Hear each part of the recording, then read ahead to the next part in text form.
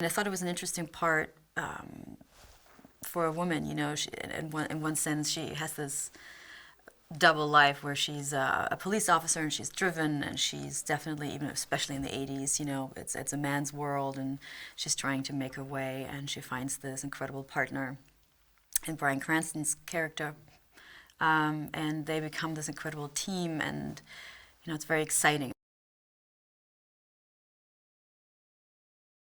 When we first meet Kathy, she's, like I said, this young sort of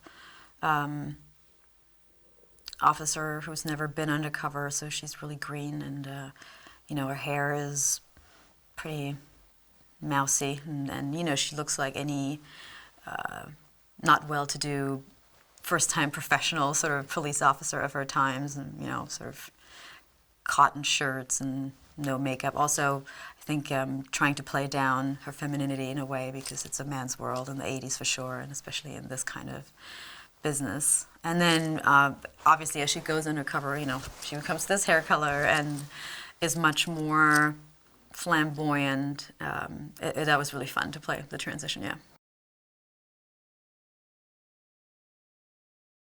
Oh, I don't think it comes close, acting in a way, because, you know, we get to go home and be ourselves again.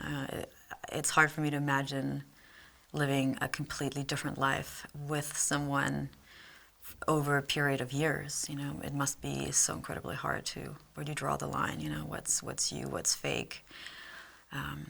It's fascinating, like I mentioned earlier. I think people who do that, or who get trained to do that, it's a very specific kind of skill. Hopefully you're intrigued by the story.